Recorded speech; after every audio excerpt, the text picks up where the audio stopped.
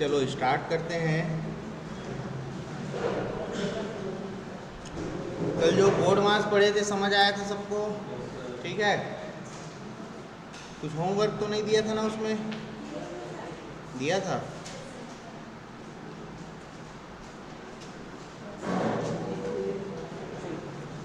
कितने प्रश्न किए थे कल?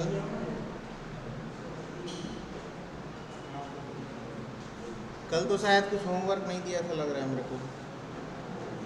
कल तो पूरा मैं ही बना के बता रहा था ना आप लोग। दिया था? कौन सा प्रश्न दिया था?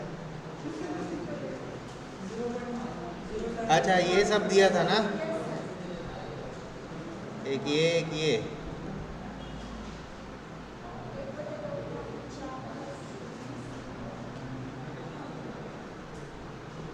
यहीं से शुरुआत किया था क्या होमवर्क का? देखो तो ये वाले से है ना। आंसर कितना है इसका? बना के देखे। पहले का आंसर कितना आया बताओ? कुछ नहीं होता, सब बताओ आंसर। एक और आपका 5 आया और 5/8, 3 आंसर मिल गए। और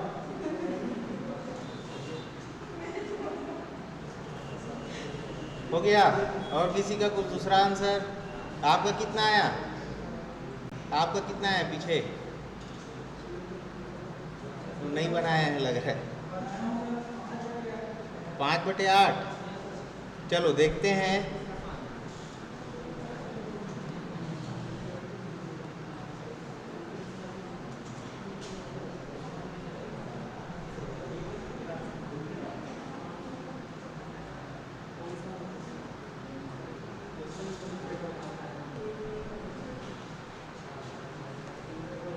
चलो ये प्रश्न था, है ना। देखते हैं चलो कितना आता है आंसर।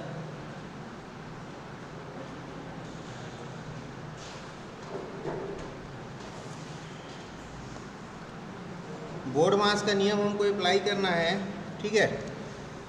तो सबसे पहले बार हल होता है, बार तो नहीं है इसमें, ठीक है। उसके बाद क्या हल होगा? बार के बाद क्या होगा? अरे BOD की फॉर्म देखो, बताओ भाई। ऑफ है ना? ऑफ है क्या इसमें? नहीं। उसके बाद डिवीजन। अरे एक मिनट, मैं ही उल्टा बोल दिया क्या? ठीक है, आप लोग सही बोल रहे थे। फिर क्या होगा? ब्रैकेट, है ना। ब्रैकेट के बाद किसकी बारी आएगी? ऑफ की। तो भाई बार तो नहीं है हमारा, वी से वर्नाकुलम बताया था। बार तो नहीं है, ब्रैकेट है, बहुत सारे दिख रहे हैं, तीनों ब्रैकेट दिख रहे हैं। तो सबसे पहले कौन सा हल होगा? छोटा ब्रैकेट, ठीक है। छोटा ब्रैकेट कहाँ पर है? यहाँ पर, ठीक है। तो सबसे पहले अब उसको हल करते हैं। देखिए क्या हो जाएगा आगे। 1 भागित 1 धन 1 भागित 1 धन 1 भागित। अब ये छोटा ब्रैकेट मेरे को हल करना है, तो इसके अंदर भी 2 चिन्ह मिल रहे हैं मेरे को। फिर इसके अंदर क्या लगाऊंगा मैं? बोर्ड मास लगाऊंगा, ठीक है। तो यहाँ पर देखिए इसके अंदर क्या लिखा है? 1 धन 1/2। पहले भाग हल होगा, ठीक है ना। तो इसको जब आप लिखोगे जमा के, तो ऐसे ही लिखोगे 1 धन 1/2। फिर इसका आप एलसीएम लोगे, एलसीएम कितना आएगा? 2, ठीक है। ऊपर कितना लिखूंगा? 2 धन 1। तो ये कितना हो जाएगा फाइनली? 3/2। तो ये पूरा मेरे को कितना देगा मान? 3/2, ठीक है। तो इसको लिखता हूं मैं यहाँ पर। ये पूरे ब्रैकेट वाले का मान कितना हो गया? 3/2, ठीक है। चलो एक स्टेप और लिख देता हूँ। 1 धन 1/2, ठीक है, ब्रैकेट क्लोज। फिर आगे आया 1 भागित 1 धन 1 भागित 1 धन 1 भागित, ये कितना निकाले हम? 3/2, ठीक है। ये ब्रैकेट पूरा क्लोज। फिर 1 भागित, फिर क्या हो जाएगा आगे?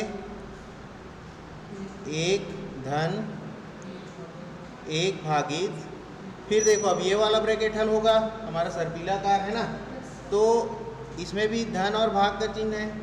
इस भाग को गुणा में चेंज करते हैं तो क्या हो जाता है, संख्याएं पलट जाती है। ठीक है, इसको लिखता हूँ मैं यहाँ पर एक धन, अब ये भाग की जगह क्या कर दूंगा, गुणा। ठीक है, तो 1 गुणित 2/3। ठीक है, ब्रैकेट क्लोज। फिर 1 भागित 1 धन 1 भागित, यहाँ पर देखो ये कितना है, 1 धन 2/3। ठीक है, इसको हल करोगे तो कितना हो जाएगा, एलसीएम आएगा आपका 3, ऊपर हो जाएगा 3 धन 2, कितना मिलेगा आपको, 5/3 मिलेगा कि नहीं। ठीक है, तो आगे क्या हो जाएगा भाई, 1 भागित, ये पूरे को हल किए तो कितना मिला हमको, 5/3 हो गया। फिर आगे बढ़ते हैं, इसमें 1 भागित 1 धन 1 गुणा 3/5। ठीक है, फिर आगे 1 भागित, इसको हल करूंगा तो क्या मिलेगा, देखो ये क्या होगा, 1 धन 3/5, यही लिखोगे इसको। ठीक है ना, ये जो ब्रैकेट के अंदर है इसको आप यही लिखोगे ना, 1 धन 3/5। अब 1/1 और 3/5, इसमें 1 और 5 का आप एलसीएम लोगे, ऊपर क्या आ जाएगा, 5 धन 3, तो ये कितना हो जाएगा, 8/5। ठीक है, तो ये पूरा मेरे को क्या वैल्यू दिया, ये वाला, ये 8/5। ठीक है, तो यहाँ पर क्या हो जाएगा भाई, 1 भागित 8/5। फिर से भाग को गुणा में चेंज करूँगा तो 1 गुणित 5/8। 1 गुणा 5/8 मतलब कितना होगा, 5/8 ही होगा वो। तो ये हमारा फाइनल आंसर 5/8 जिसका जिसका आया ठीक है। ठीक है, नोट कर लो जिसका जिसका आंसर नहीं आया था।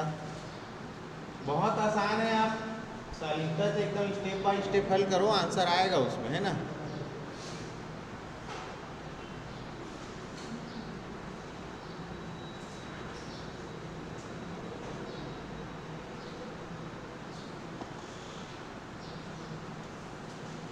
कवर्धा में कुछ धार्मिक दंगे हुए हैं करके आज ब्रॉडबैंड सेवा ठप है ना। तो ऑनलाइन वाले लोगों को आज क्लास उपलब्ध नहीं हो पा रही है। चलो रिकॉर्डिंग दे देंगे, कोई दिक्कत नहीं।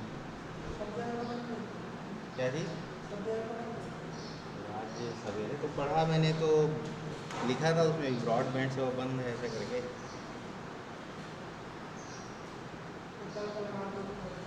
जियो ने बंद कर दिया है अपना, बाकी का तो पता नहीं।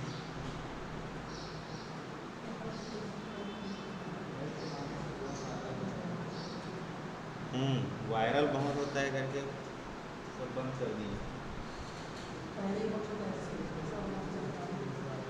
चलो नोट कर रहे हो, इसको नोट कर रहे हो क्या कोई, चलो करो फिर जल्दी।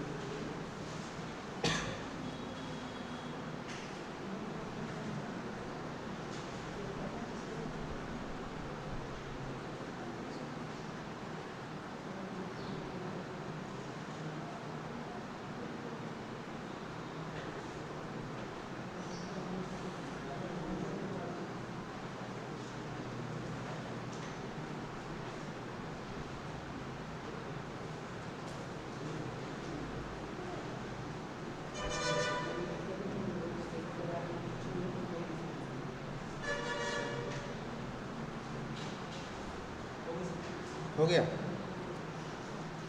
हो गया सबका। चलो, और कौन सा प्रश्न था भाई, ये सब तो बता दिया था।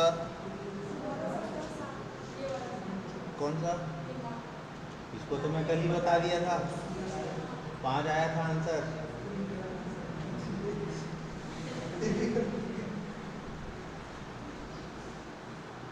ये वाला भी बताया है ना,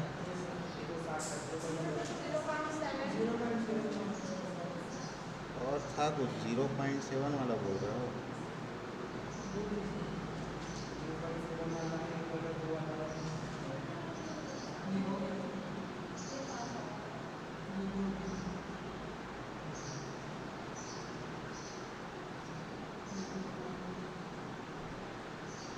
अरे इसमें कैसे नहीं दिख रहा है, मिटा दिया लगता है।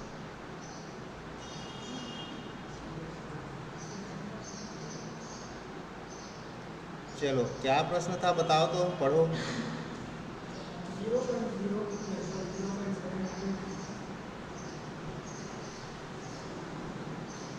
0.7 इंटू 0.7 प्लस 0.7 डिवाइडेड बाई 0.7 हो गया। इसमें क्या परेशानी हो गई? ये तो एकदम आसान है। कितना है इसका आंसर? 1.49 सबका है इतना। चलो देखो सबसे पहले क्या हाल होगा इसमें, तीन ही चिन्ह दिख रहे हैं, तीनों में सबसे पहले क्या हाल होगा, ये भाग है ना। तो क्या हो जाएगा 0.7 गुणित 0.7 धन 0.7 बटे 0.7, ये दोनों कटेगा, मेरे को आंसर कितना मिलेगा यहाँ पर 1 इसका, है ना। तो आगे क्या हो जाएगा 0.7 गुणित 0.7 धन 1, ठीक है। अब ये 7 और 7 को गुणा करोगे तो कितना मिलेगा आपको 49।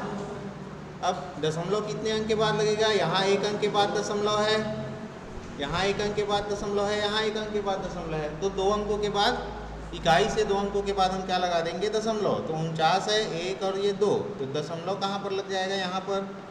ये हो गया 0.49 धन 1, दोनों को जोड़ोगे तो क्या मिलेगा 1.49, ये हो गया आंसर, ठीक है। और कौन सा प्रश्न था, हो गया, बताओ।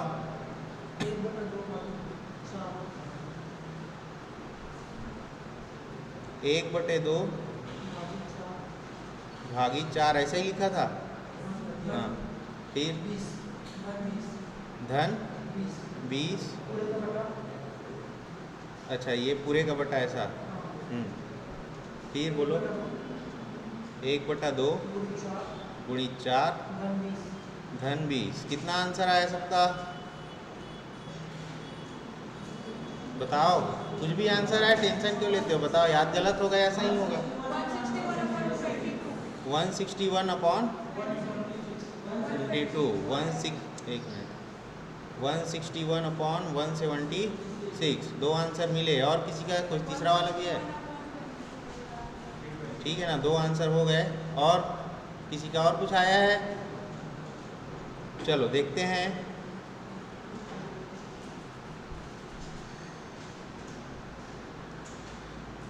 अंश और हर के फॉर्मेट में दिया है तो ऊपर अलग हल करते हैं, नीचे अलग हल करते हैं, सरल हो जाएगा तो फिर एक साथ उसको हल कर लेंगे, है ना। तो देखिए ऊपर सबसे पहले क्या हल होगा, भाग। तो इसको कैसे लिखूंगा मैं, 1/2 गुणित 4 के नीचे कुछ नहीं है, इसको ऐसा लिख सकता हूँ 1/4 लिख सकता हूँ ना, धन 20 पूरे के बटे में, यहाँ पर क्या हल होगा, गुणा। तो 4/2 करोगे तो आपको 2 मिलेगा, तो क्या लिखूंगा यहाँ पर 2 धन 20, ठीक है। ये पूरे के बटे में कुछ नहीं है, इसको 1 लिख सकता हूँ अभी, ठीक है। आगे हल करेंगे, ये कितना हो जाएगा 1/8 धन 20, होगा कि नहीं, होगा। फिर नीचे क्या बचा है मेरे पास, 2 और 20 को जोड़ोगे तो 22/1। अब फिर से इसको हल करोगे आप, ये 20/1 लिख सकता हूँ इसको मैं, ठीक है। देखो 1/2 गुणित 1/4 धन 20 है, इसको मैं क्या लिख सकता हूँ 20/1 लिख सकता हूँ, है ना। ये समझ आ रहा है कि नहीं, नीचे कुछ नहीं है मतलब 1 होगा उसके। फिर आगे देखो यहाँ पर इस 8 और 1 का एलसीएम लूँगा मैं, 8 और 1 का क्या करूँगा, एलसीएम लूँगा, तो क्या मिलेगा मुझको 8। ऊपर कितना आएगा 1 धन 20 गुणित 8 करोगे कितना होगा 160, पूरे के बटे में क्या बचा 22/1, ठीक है। अब 160 और 1 को आप जोड़ोगे तो कितना मिलेगा, ये मिलेगा आपको 161/8 और पूरे के बटे में 22/1। अब ये सब आपको चेंज करना बता चुका हूँ मैं, ठीक है।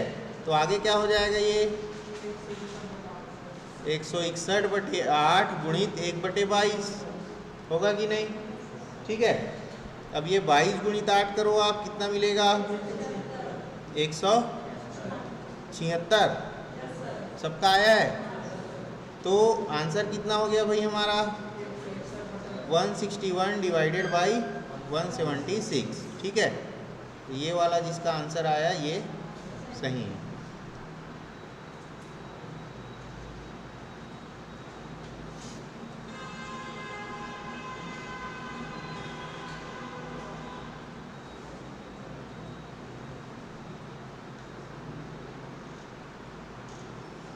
ये 161/22 ये सब जो लाए हैं आप चेक करना आप कहाँ गलती किए हो। ठीक है ना, ये सब छोटी छोटी गलती हमको क्या करना है, सुधारना है ना।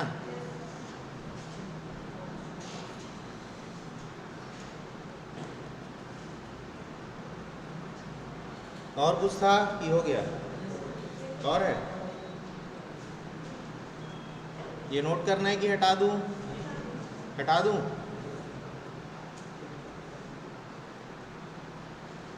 क्या प्रश्न था अगला बताओ।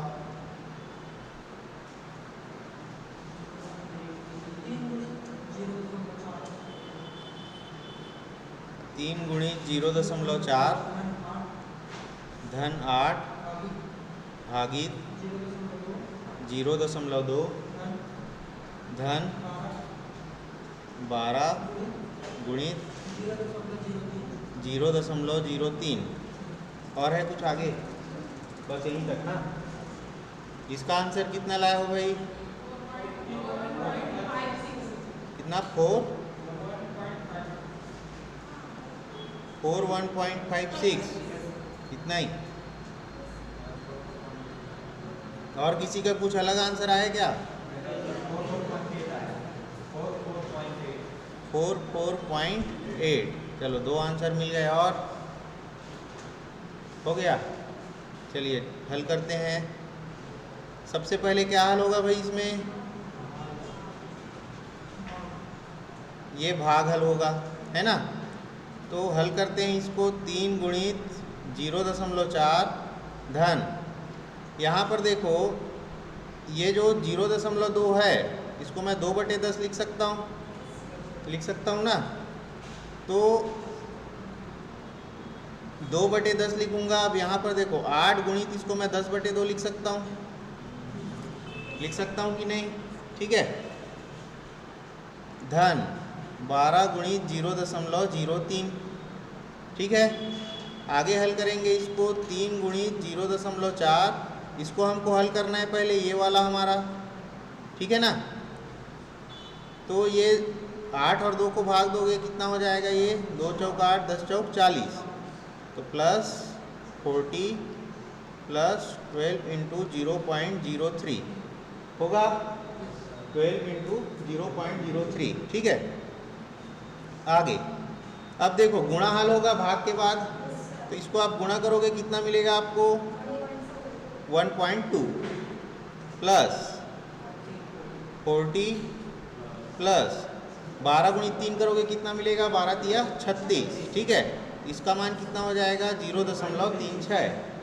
अब सबको हमको जोड़ना है। ठीक है, तो कितना हो जाएगा भाई जोड़ोगे तो? ये दशमलव वाले जोड़ने में किसी दिक्कत होता है क्या? नहीं होता ना। ये देखो कितना है हमारा? 40 और कितना है? 1.2। तो 40.0 लिख देता हूँ, फिर 0.36। यहाँ पर एक जीरो बढ़ा देते हैं, ये हो जाएगा 6। 3 और 2 5, दशमलव है तो दशमलव लगाया, 1 और 4 तो 41.56। ये होगा इसका फाइनल आंसर। ठीक है, ये वाला जो आंसर आया है ये सही है। आपका क्या आया था सेकेंड वाला आंसर? कहाँ गलती किए थे? ये सब गुणा में गलती कर दिया थे। अच्छा, यहाँ वाला। चलो ठीक है। 3.6 जोड़ दिया था इसके बाद। और बचा क्या कुछ? हो गया? चलो ठीक है।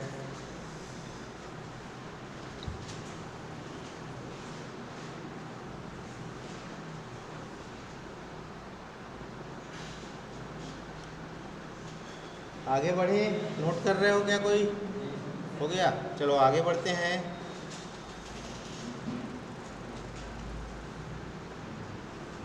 आप सबसे लास्ट में बैठे हैं, आपको दिख रहा है सब?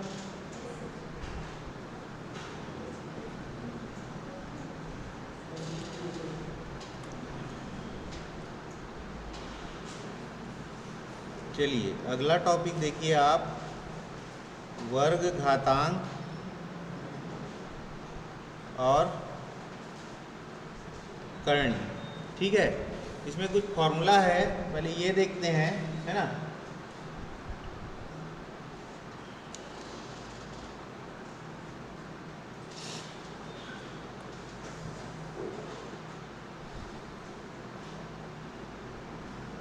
देखिए पहला फॉर्मूला a की घात m गुणित a की घात n। ठीक है, ये पहले ही बताया हूँ आपको। ये a को मैं क्या बोलूँगा? आधार। यहाँ a की घात जैसे n लिखा, a को क्या बोलते हैं हम? आधार। और ये जो n है इसको क्या बोलते हैं हम? घात, है ना, पहले ही बता चुका हूँ। अब देखिए,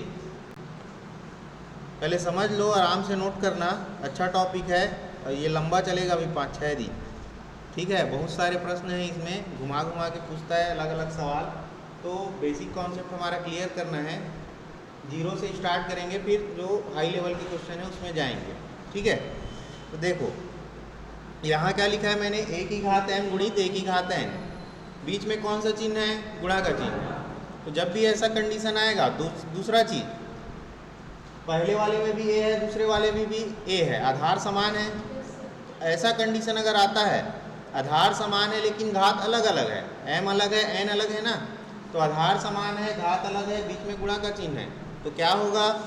घातें आपस में जुड़ जाएंगी। तो इसको मैं क्या लिखूंगा? a की घात m प्लस n। ठीक है, a की घात m प्लस n। जैसे कि मैं यहाँ पर लिखूंगा 2 की घात 3 गुणित 2 की घात 5। ठीक है, मैं क्या लिखा? 2 की घात 3 गुणित 2 की घात 5। तो इसको हल करूंगा तो मैं क्या लिख सकता हूँ? 2 की घात 3 धन 5, मतलब ये क्या हो जाएगा? 2 की घात 8। समझ आया? ठीक है, दूसरा,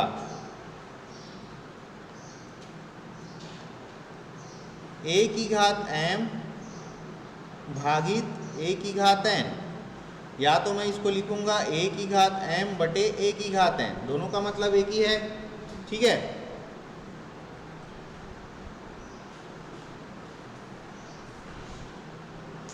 ठीक है ना, इन दोनों का मतलब क्या है? एक ही है। तो ऐसा कंडीशन में क्या होगा? देखो अभी आधार समान है, घातें अलग अलग है, बीच में भाग का चिन्ह है, दोनों भाग में है, दो संख्याएं, है ना, ये भी एक संख्या है, ये भी एक संख्या है।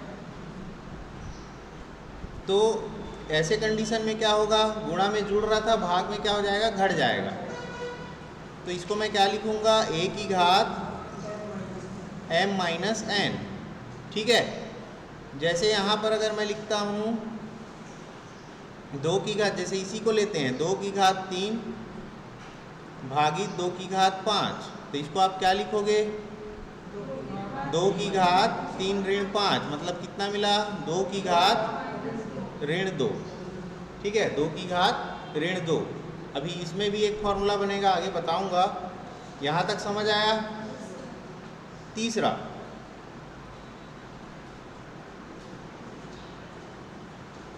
जैसे कि मैं लिखता हूँ यहाँ पर a की घात m पूरे की घात n। ठीक है, मैंने क्या लिखा? a की घात m पूरे की घात n। तो इसको मैं क्या लिख सकता हूँ? a की घात m गुणित n, या a की घात m n। ठीक है,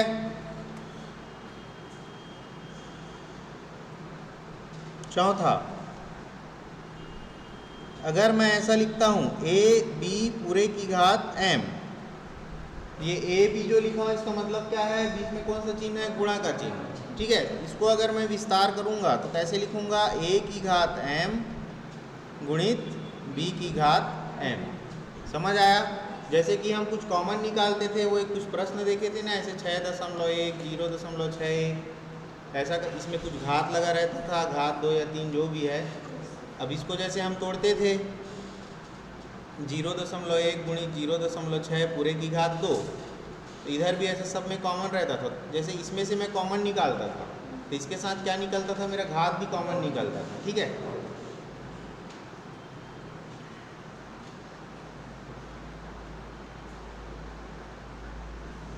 तो कभी भी ऐसा कुछ आता है तो घात में ध्यान देना है ना। अब देखो, जैसे हमने यहाँ भी 4 फार्मूला देखा, ठीक है, इसको भी जैसे आप एग्जाम्पल में लोगे, जैसे मैं यहाँ पर लिखता हूँ 2 की घात 3 पूरे की घात 5। ठीक है, 2 की घात 3 पूरे की घात 5 मतलब क्या हो गया, ये मैं क्या लिख सकता हूँ उसको, 2 की घात 3 गुणा 5 मतलब क्या हो जाएगा, ये 2 की घात 15। क्लियर है? ठीक है, ये वाले में a गुणित b, यहाँ पर जैसे मैं लिखता हूँ 2 गुणित 3 पूरे की घात 2। ठीक है, 2 गुणित 3 पूरे की घात 2, तो क्या लिख सकते हो आप उसको,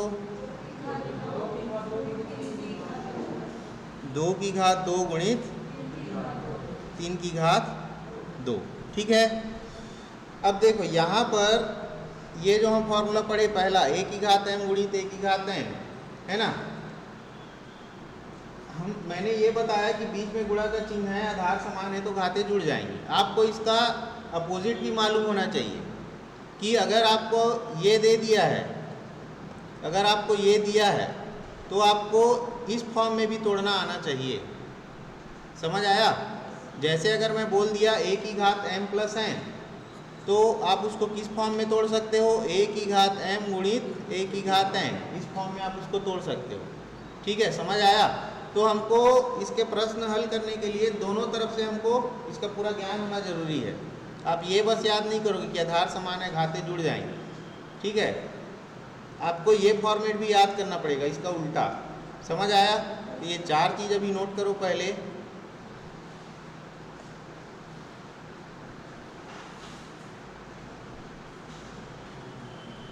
अब देखो, इसमें अगर देखो यहाँ 2 गुणित 3 लास्ट वाले में पूरे की घात 2 है, 2 गुणित 3 करूँगा कितना मिलेगा, 6। 6 की घात 2 करोगे कितना मिलेगा, 36 मिलेगा ना। यहाँ इसको अगर मैं 6 की घात 2 लिखूँगा मतलब कितना मिलेगा मेरे को, 36। अब यहाँ हल करके देखो वो आता है कि नहीं। 2 की घात कितना हो गया, 2 मतलब 4, 3 की घात 2 मतलब 9, 9 गुणित 4 करोगे 36 मिलेगा। तो ठीक है, ये अपना जो कॉन्सेप्ट है ना, इसको पहले नोट करो। अच्छा, एक और नोट कर लो, 5वां नंबर, फिर आगे बढ़ते हैं इसमें। अगर किसी का घात 0 है तो उसका मान क्या होगा, 1 होगा।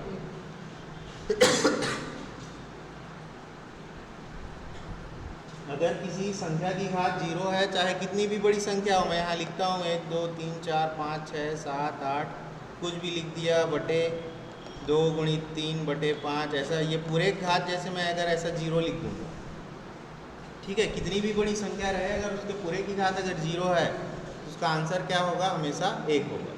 ठीक है, तो चलो ये 5 चीज़ पहले नोट करो।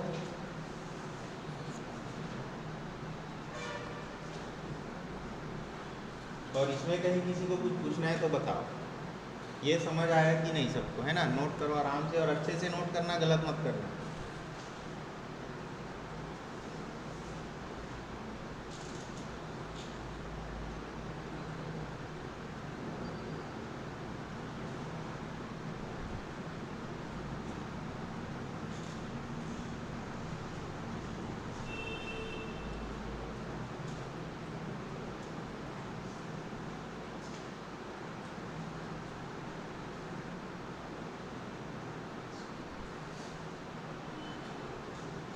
पहले के 2 हो गए नोट, हो गए ना?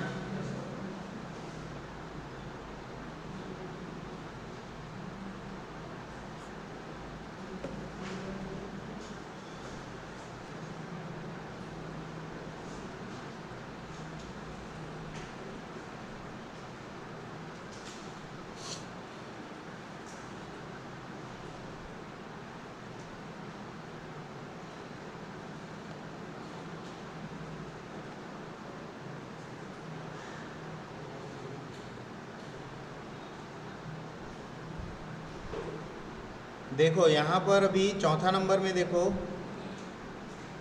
अभी ये मैंने लिखा है ए बी पूरे की घात m, तो हम इसको ऐसा तोड़ दिए। ठीक है, अगर मैं ऐसा लिखूँगा a बटे बी पूरे की घात m, तो भी आप इसको ऐसा लिख सकते हो a की घात m बटे b की घात m। समझ आया? ठीक है, एक ये हो गया आपका। ये नोट कर लिए क्या पूरा? 4 तक हो गया सबका? बचा है किसी का?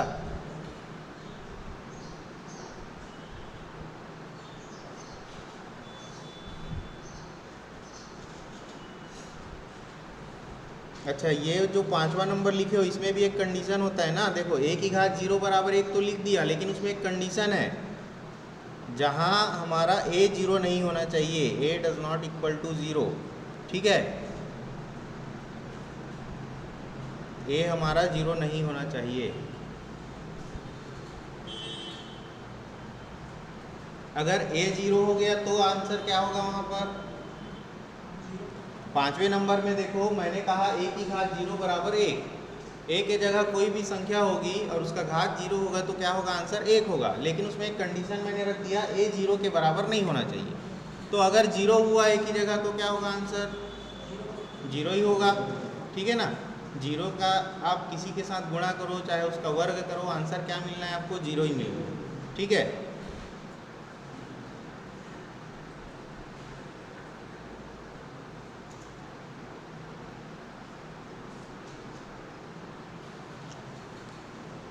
उसके बाद देखो एक 7वां नंबर, इसमें जैसे मैं लिखता हूँ a की घात ऋण n। ठीक है, मैंने क्या लिखा? a की घात ऋण n, तो इसका मान आप क्या लिख सकते हो? 1 बटे a की घात n। ठीक है, 1 बटे a की घात n।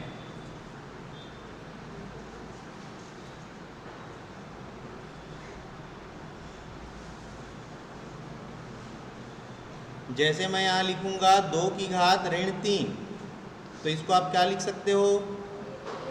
1 बटे 2 की घात 3, मतलब इसका मान कितना हो जाएगा? 1 बटे 8। समझ आया? ठीक है, वैसे ही देखो जब शुरू में आपको समझा रहा तो यहाँ क्या आया था? 2 की घात ऋण 2, मतलब इसको मैं क्या लिख सकता हूँ? 1 बटे 2 की घात 2, मतलब 1 बटे 4 होगा इसका मान। यहाँ पर अभी जो समझाया था ना, ये देखो ये वाला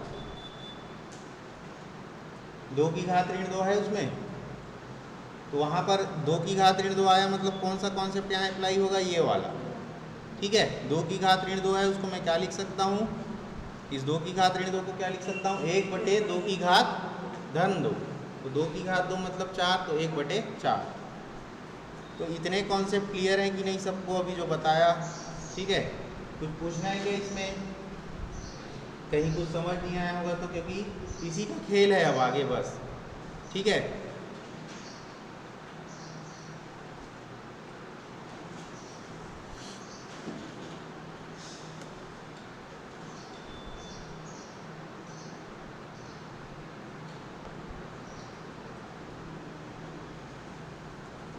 देखो ऐसा क्यों होता है, ऐसा क्यों होता है ये भी चीज़ समझ लो। मैंने यहाँ लिखा है, क्या लिखा है? 2 की घात ऋण 3। ठीक है, इसको मैंने कन्वर्ट करके लिखा 1 बटे 2 की घात 3। तो यहाँ पर मैंने जो लिखा है 1 बटे 2 की घात 3, इस एक को मैं ऐसा लिख सकता हूँ कि आप बताना 2 की घात 0 बटे 2 की घात 3 लिख सकता हूँ। 2 की घात 0 मतलब क्या होगा? 1 ही होगा, उसका आंसर होगा ना। अब यहाँ पर आपका कौन सा फॉर्मूला अप्लाई हो जाएगा? आधार समान है, घातें अलग अलग है, भाग में है दो संख्या, तो घातें क्या होंगी? घट जाएंगी। तो इसको मैं क्या लिखूँगा? 2 की घात 0 ऋण 3, तो मेरे को क्या मिला? 2 की घात ऋण 3 मिला कि नहीं? तो ये कैसे होता है, समझ आया ये वाला? ठीक है, चलो प्रश्न पे आते हैं।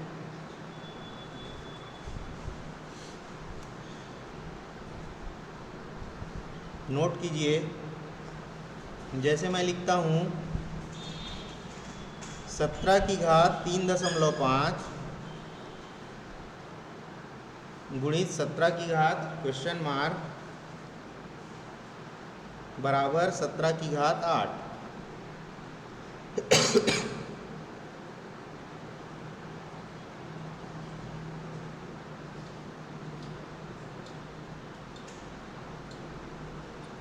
ठीक है, देखो यहाँ पर क्या लगाया है मैंने, क्वेश्चन मार्क लगाया हुआ है।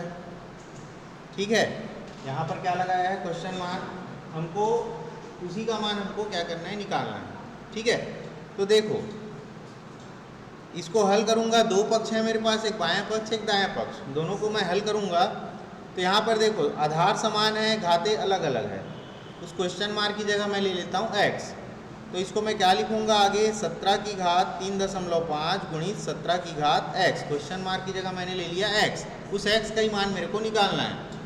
बराबर क्या है, 17 की घात 8। अब आधार समान है तो घातें जुड़ जाएंगी। मैं कैसे लिखूँगा इसको आगे, 17 की घात 3.5 धन x बराबर क्या हो जाएगा, 17 की घात 8। एक कॉन्सेप्ट अब यहाँ फिर आया, देखो दो पक्ष है मेरे पास, बायां पक्ष और दायां पक्ष।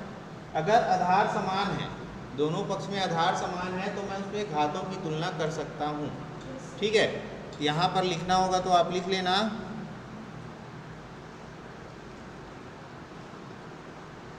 आधार समान है, घातों की तुलना करने पर। तो आधार समान है, घातों की तुलना करने पर, घातों की तुलना करूंगा तो क्या लिखूंगा आगे, यहाँ पर घात क्या है 3.5 धन x बराबर, यहाँ पर घात क्या है 8। तो x बराबर क्या लिखूंगा आगे मैं, 8 ऋण 3.5। ठीक है, 8 में 3.5 आप घटाओगे तो कितना बचेगा, 4.5। ठीक है, तो ये क्या हो गया आपका फाइनल आंसर।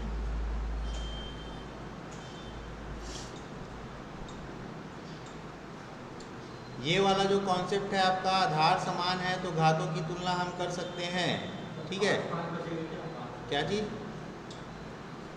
कहीं गलत कर दिए क्या, बोलो बोलो क्या बोल रहे। ठीक है,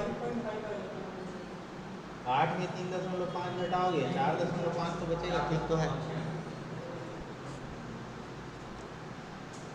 ये वाला जो कॉन्सेप्ट है आपका, ये आगे आएगा आपके जब वो चाल समय दूरी रेलगाड़ी वाले प्रश्न, बोट एंड स्ट्रीम वाले प्रश्न पढ़ोगे ना, उसमें ये सब काम आएगा। सिंपल इंटरेस्ट, कंपाउंड इंटरेस्ट, कहीं ना कहीं यूज़ होता है ये सब, है ना।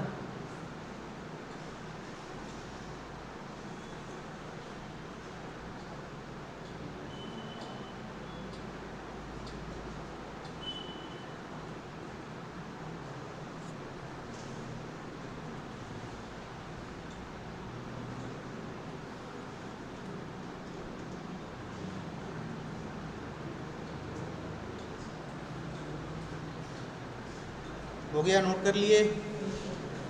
देखो अगला प्रश्न,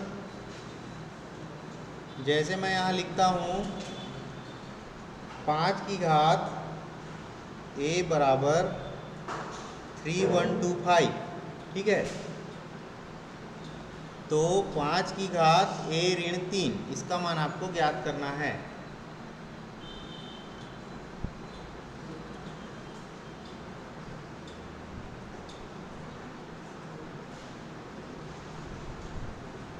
नोट कर लिए। देखो हमको किसका मान ज्ञात करना है, इसका मान ज्ञात करना है ना। ध्यान से देखना, इसका मान मैं कब तक ज्ञात नहीं कर सकता, जब तक मेरे को a का मान नहीं मालूम होगा। तो a का मान कौन देगा, ये देगा, ये दिया है, फोकट में तो नहीं दिया होगा, है ना। a का मान हमको कहाँ से मिलेगा, यहाँ से मिलेगा। ठीक है, तो इसको जब मैं हल करूँगा तो कैसे लिखूँगा, देखो 5 की घात a बराबर, इसका आप गुणनखंड निकालो 3125 का। ठीक है, 5 को आप कितने बार गुणा करोगे कि 3125 आएगा। ये 3125, इसका आप गुणनखंड निकालो, या 5 को गुणा करते जाओ, कहाँ पर 3125 आ रहा है बताओ, करो सब फटाफट। कितने बार में, 4 बार में, 5 बार में, 2 आंसर आ गए। चलो केबीसी चल रहा है, ऑडियंस स्कोर ऐसे करके चलेगा। 5 बार,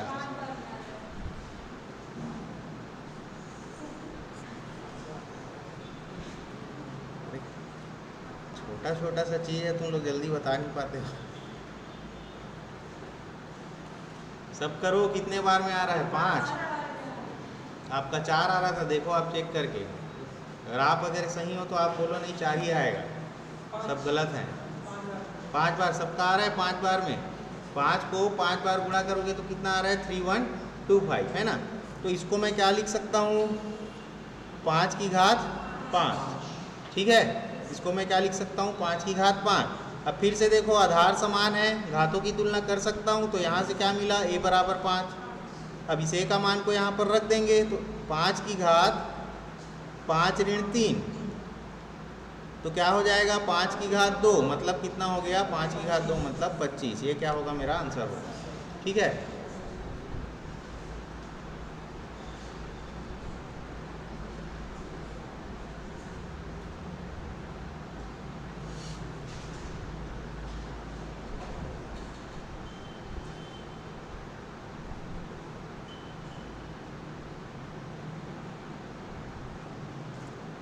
अगला प्रश्न, इसको आप लोग बनाइए,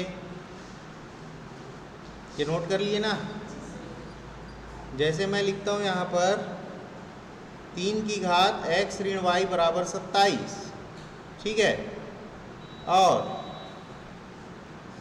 3 की घात x धन y बराबर 243, तो x बराबर क्वेश्चन मार्क, x का मान आपको ज्ञात करना है, ठीक है। बनाइए।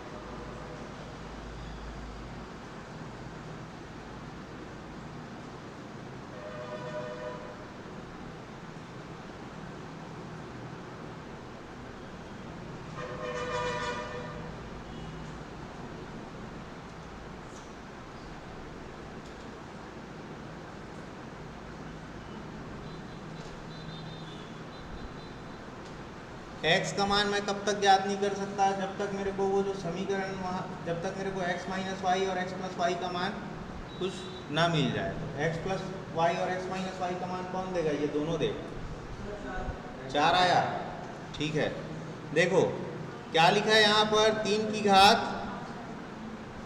देखो यहाँ पर क्या लिखा है? 3 की घात x ऋण y बराबर 27 को मैं क्या लिख सकता हूँ? क्यूब याद किए सब, 3 की घात 3।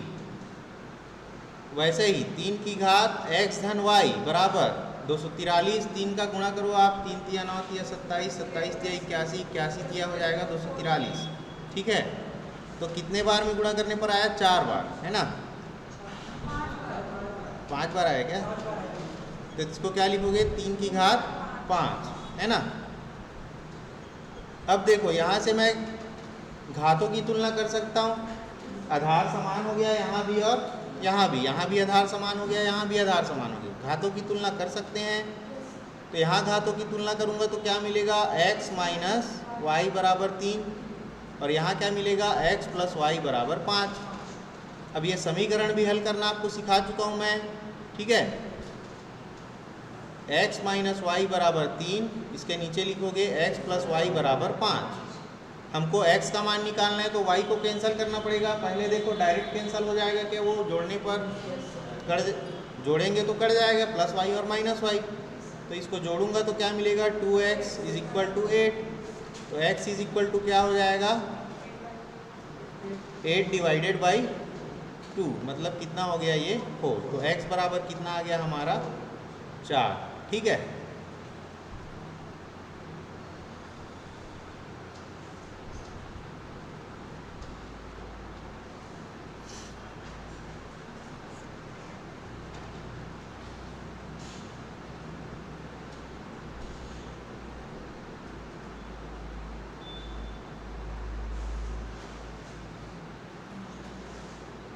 जैसे मैं यहाँ पर लिखता हूँ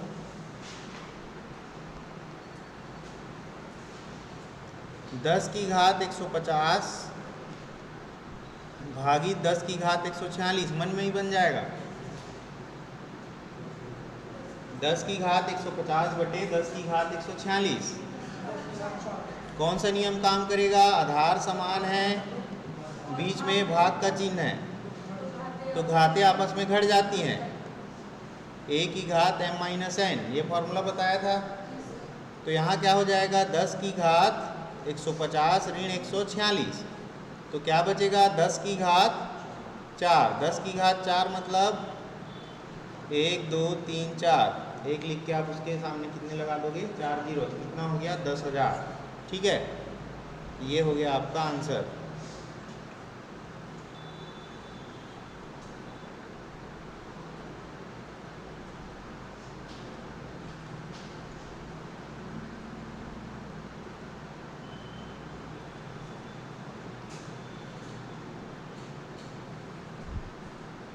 जैसे मैं यहाँ लिखता हूँ 256 की घात 0.16 गुणित 256 की घात 0.09।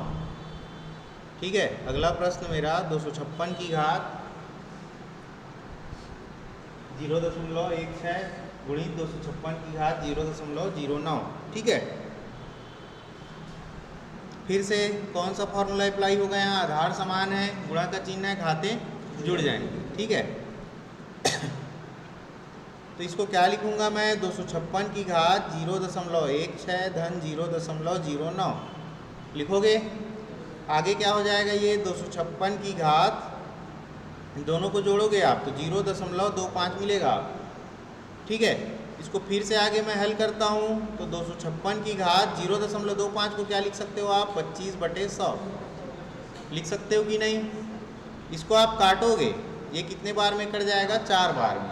ठीक है, तो इसको फिर से आगे मैं क्या लिखूंगा? 256 की घात 1/4 लिखूंगा। क्लियर है यहाँ तक? अब देखो 256 को आप तोड़िए। ठीक है, 256 को आप तोड़िए, कितने उसको, जैसे आप यहाँ पर इसका गुणनखंड निकालोगे,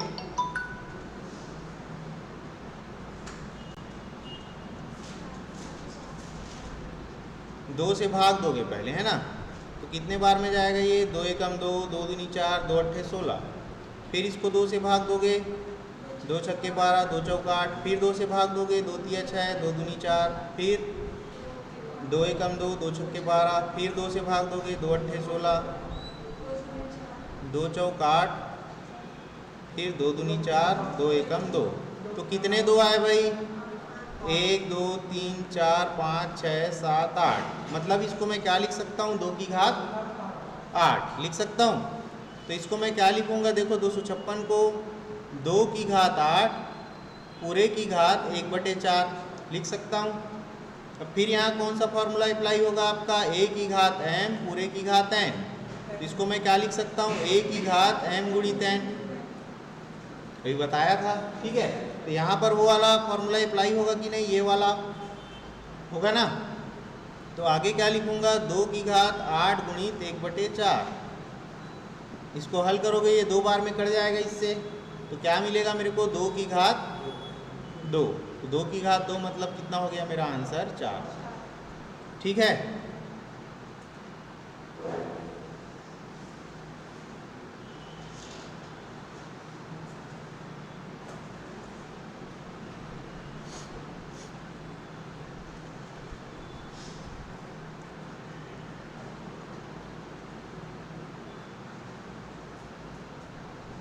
अगला प्रश्न देखो, ये नोट कर लिए क्या? हो गया ना सबका? ठीक, अगला प्रश्न जैसे मैं लिखता हूँ यहाँ पर a/b की घात x ऋण 1। ठीक है, a/b की घात x ऋण 1 बराबर b/a की घात x ऋण 3। ठीक है,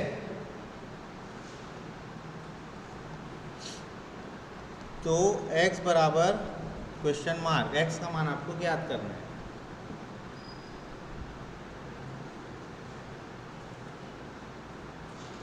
यहाँ पर फिर से एक कॉन्सेप्ट देखना, देखो यहाँ क्या है, ए बटे बी है और दाहिने साइड में क्या है हमारा, बी बटे ए है।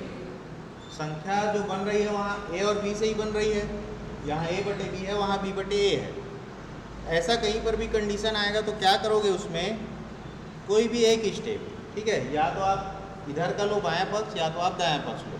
देखो क्या करूँगा मैं इसमें, इसको मैं ऐसा ही लिख रहा हूँ, ए बटे बी पूरे की घात एक्स ऋण 1। अब इसको भी मैं क्या लिख दूंगा, ए बटे बी, ठीक है। लेकिन ऐसा करने पर क्या होगा, ऊपर का जो चिन्ह है, घातों का जो चिन्ह है वो क्या हो जाएगा, चेंज हो जाएगा, ठीक है। ऐसा करने पर क्या होगा, घातों का जो चिन्ह है वो क्या हो जाएगा, चेंज हो जाएगा। अब इसको मैं क्या लिखूंगा, ऋण एक्स ऋण 3, और ये एक्स ऋण 3 को मैं क्या करूँगा, ब्रैकेट में रखूँगा, क्योंकि वहाँ पर और बड़ी संख्या भी हो सकती है, तो चिन्ह चेंज होगा, सामने उसके लग जाएगा माइनस, तो माइनस एक ही में नहीं लगेगा, वो पूरे में लगेगा। तो ऊपर जो भी घात है उसको मैं अभी दो संख्या, इसलिए मैं इसको क्या किया हूँ, ब्रैकेट में लिया हूँ, है ना। अब आगे इसको करूँगा तो क्या होगा, ए बटे बी की घात एक्स ऋण 1 बराबर ए बटे बी की घात ऋण एक्स धन 3, ऋण अंदर जाएगा तो एक्स तो ऋण 3 होगा, और ऋण 3 के आगे कौन सा चिन्ह है, ऋण का चिन्ह है। ऋण और ऋण का गुणा क्या होता है, धन। अब देखो यहाँ भी आधार समान है, यहाँ भी आधार समान है, घातों की तुलना कर सकते हैं। तो आगे क्या हो जाएगा भाई हमारा, एक्स ऋण 1 बराबर ऋण एक्स धन 3, ठीक है। इसको हल करूँगा मैं तो क्या मिलेगा मुझको, क्या मिला है, एक्स ऋण 1 बराबर ऋण एक्स धन 3। इसको हल करोगे, हमको तो x का मान निकालना है, तो x को एक साइड रखो और बाकी को एक साइड ले आओ। यहाँ पर x है, ये ऋण x, उधर का जो ऋण x है ये वाला, ये इधर आके क्या हो जाएगा, धन x। तो x धन x बराबर, इधर क्या है देखो, धन 3 है, ये धन 3 है ना, इसको मैं पहले लिख रहा हूँ 3, ये ऋण 1 इधर का जाके उधर किस में चेंज हो जाएगा, धन 1 में, ठीक है। तो क्या मिला मेरे को, x और x जुड़ के कितना हो गया, 2x बराबर 4। तो x बराबर कितना हो जाएगा, 2 दूनी 4, तो x बराबर 2, ठीक है। तो एक कॉन्सेप्ट ये था इसमें, ये समझ आया कि नहीं।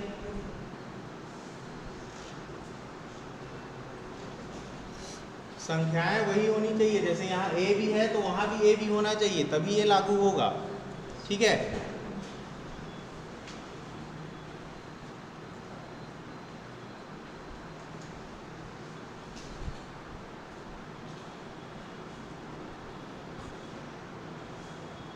एक कॉन्सेप्ट जो आपको ये वाला बताया था, a की घात m गुणित a की घात n, इसमें क्या हो रहा था, घातें जुड़ जा रही थी, a की घात m प्लस n। इसमें क्या करते हैं, a की घात m प्लस a की घात n ऐसा दे देता है, और ऑप्शन में दे देगा एक कौन सा सही होगा, a की घात m प्लस n, ये भी ऑप्शन में रहता है, ठीक है। समझ रहे हो इस चीज़ को। देखो मैंने क्या बताया, यहाँ a की घात m गुणित a की घात n बराबर, ये लिख देता है यहाँ पर, जैसे मैं लिखा यहाँ a की घात m प्लस n, ये तो होगा ही, ये होगा। लेकिन एग्जाम में कभी कभी ऐसा पूछा हुआ है, a की घात m धन a की घात n, ठीक है, इसका मान क्या होगा, ऐसा ऑप्शन में दे देगा, a की घात m गुणित a की घात n, ये एक ऑप्शन। दूसरा ऑप्शन a की घात m प्लस n, एक ये दे देगा आपको, और कुछ भी दे सकता है वो, a की घात m धन a की घात n, एक यही देगा, एक देगा आपको a की घात m बटे a की घात n। तो इसमें ध्यान देना, यहाँ पर चिन्ह कौन सा है, गुणा का चिन्ह है, और यहाँ पर चिन्ह कौन सा है, धन का चिन्ह है। हड़बड़ी में इसको लगा के आ जाते हैं सब, कौन सा वाला, ये वाला सेकेंड नंबर वाला, ठीक है। तो ये सब गलती आपको नहीं करना है, ठीक है। इसको बंद कर दो यार।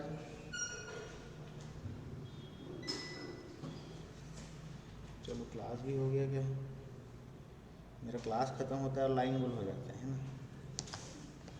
तो ये जितने कॉन्सेप्ट आपको बताया हूँ अभी वर्गघातांक करनी के, है ना, इसको आप अच्छे से आज घर में देखिए, क्योंकि कल इसके फिर प्रश्न उठाऊंगा सीधा, है ना। और ये लगभग 5 से 6 दिन तो चलेगा ही क्लास, बहुत सारे प्रश्न बनते हैं इसमें, ठीक है, उसको देखेंगे हम। हाँ, तो उसमें यही आंसर होगा ना, जो क्वेश्चन है वही आंसर होगा ना। वही होगा।